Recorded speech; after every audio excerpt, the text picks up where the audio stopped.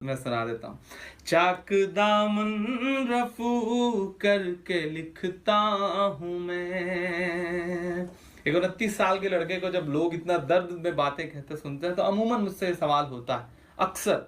कभी कभी मेरी अम्मी मुझसे पूछ लेती हैं, तब मैंने ये चार वो आंखों में अश्कों का दरिया समेटे, वो उम्मीद का एक नजरिया समेटे, यहाँ कह रही है वहां कह रही है, तड़प करके ये एक माँ कह रही है। मैंने यहाँ पे वो परदेसियों के लिए 4 मिसरे पढ़े तो उस पर जो मैंने उनकी आंखों में एक हल्की सी नमी देखी, तमाम परदेसियों की आंखों में, तो मुझे लगा कि ऑस्ट्रेलिया 10-20 साल से रहने के बाद भी लोगों ने अपने अंदर गांव बचा रखा है, अपने अंदर हिंदुस्तानी मिट्टी का एहसास बचा रखा है। तो मुझे सुना था कि बेहद सुनहरी है दिल्ली, समंदर सी खामोश गहरी है दिल्ली। इमरान प्रतापगढ़ी साहब की ये नज्म जब जब मैं सुनता हूँ तो पलकें गीली हो जाती है। इमरान प्रतापगढ़ी साहब खुद इस नज्म को कहते हुए रोने लगते हैं। इस वीडियो को देखने के बाद सांसद इकरा हसन जी की एक इमोशनल कर देने वाली एक उन्होंने खबर शेयर की, उसको भी बताने की कोशिश करेंगे। इमरान लव ऑफिशियल चैनल को सब्सक्राइब करें।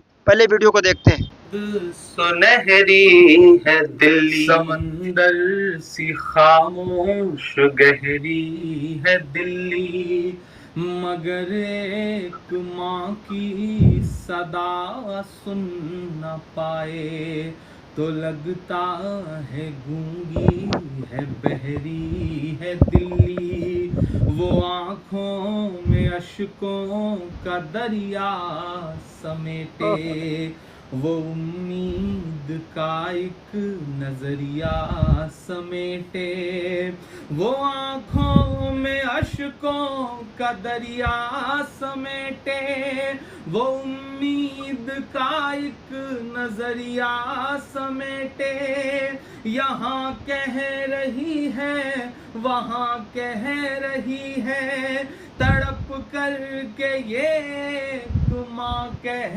रही है, नहीं पूछता है कोई हाल, कोई ला के दे दे मुझे लाल मेरा, कोई ला के दे दे मुझे लाल मेरा, कोई ला के दे दे मुझे लाल मेरा।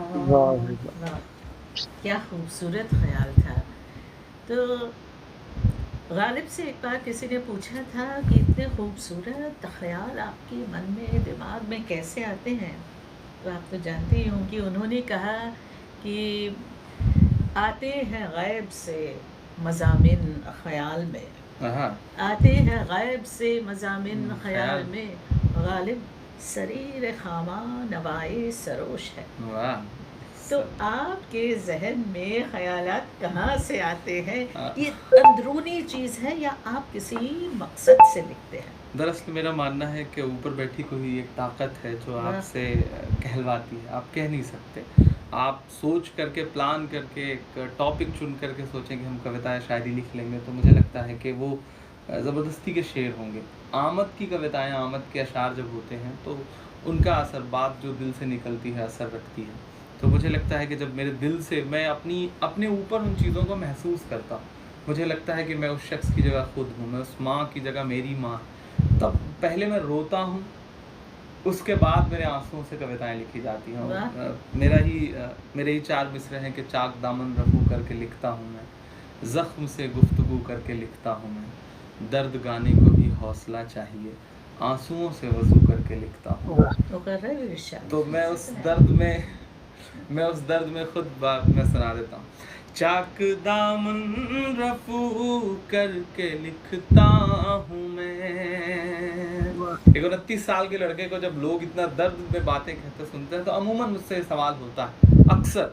कभी कभी मेरी अम्मी मुझसे पूछ लेती हैं, तब मैंने ये चाक दामन रफू करके लिखता हूँ मैं, जख्म से गुफ्तगू करके लिखता हूँ मैं, दर्द गाने को भी हौसला चाहिए,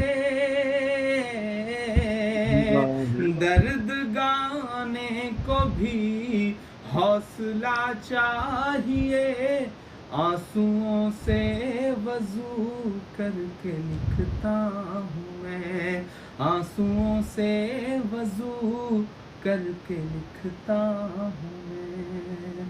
शायद इसलिए कह पाता हूँ, शायद इसलिए कोई ताकत मुझसे कह पाती है। तो आपकी कलम स्याही से नहीं आंसुओं से भरी हुई होती है। जी, आप यकीनन आपने बढ़िया शब्द दिया है मुझे, मैं इसे कहीं ना कहीं किसी कविता में इस्तेमाल करूँगा।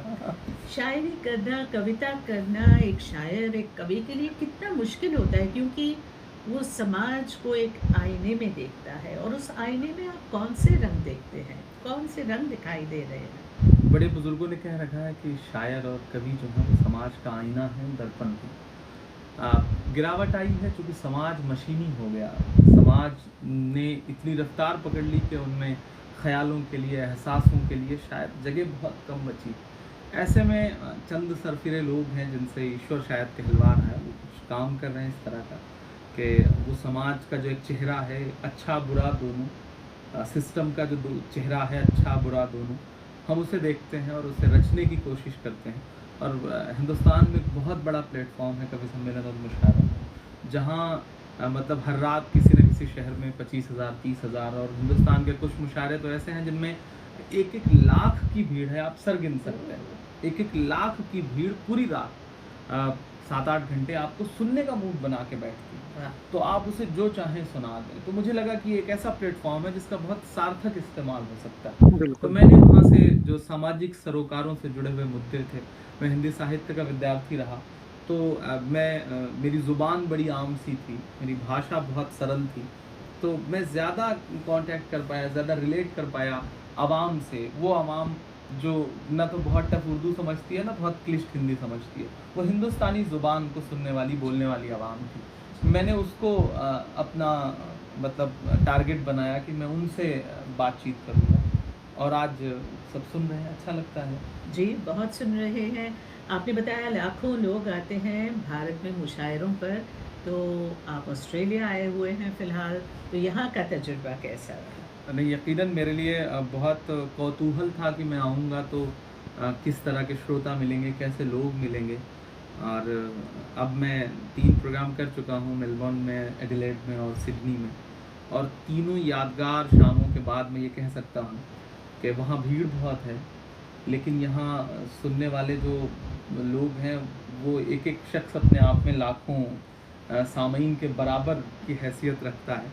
बहुत अच्छे लोग मिले मुझे, और जिस वक्त मैंने यहाँ पे वो परदेसियों के लिए 4 मिसरे पढ़े, तो उस पर जो मैंने उनकी आँखों में एक हल्की सी नमी देखी, तमाम परदेसियों की आँखों में, तो मुझे लगा कि ऑस्ट्रेलिया 10-20 साल से रहने के बाद भी लोगों ने अपने अंदर गांव बचा रखा है, अपने अंदर हिंदुस्तानी मिट्टी का एहसास बचा रखा है। तो मुझे बहुत अच्छा लगा कि मैं कहीं उनके तार थोड़ा सा छू पाया हूँ।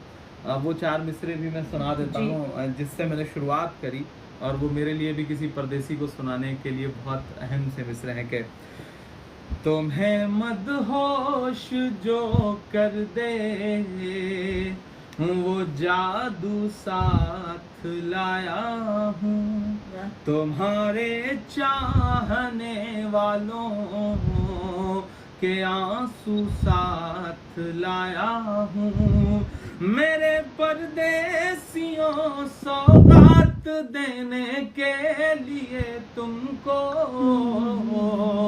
मैं अपने गांव की मिट्टी की खुशबू साथ लाया हूँ, मैं अपने गांव की मिट्टी की खुशबू साथ लाया हूँ। इस कड़ी में और पंक्तियां हैं। तो आप इमरान प्रताप बली साहब की वीडियो को देख चुके हो, उनके दर्द भरी नज़्म को देख चुके हो, सुन चुके हो। मैंने कहा था कि सांसद इकरार थी, मैं फेसबुक पेज पर गया, 2 दिन पहले की एक खबर है, वहाँ पर लिखा शोक संवेदना।